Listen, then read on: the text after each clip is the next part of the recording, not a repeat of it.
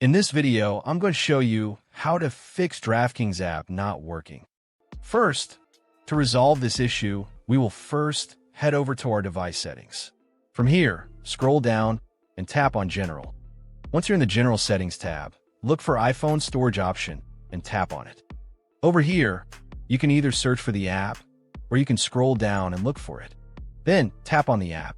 On the next screen, you need to tap on the Offload app option. A confirmation pop-up will come up.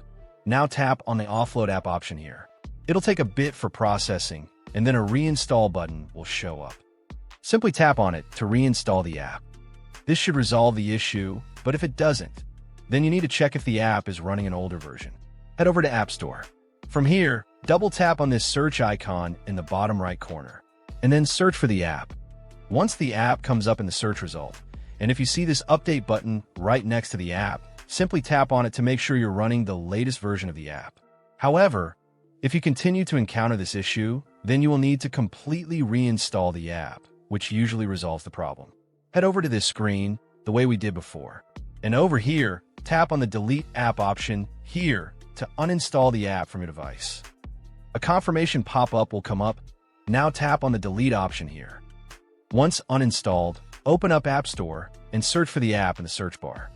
After the app comes up in the search result, simply click on this cloud icon to install it back onto your device. Hopefully, this resolves the issue. If it does, consider sending a super thanks to support our channel. And also don't forget to hit the subscribe button. We'll see you in the next video.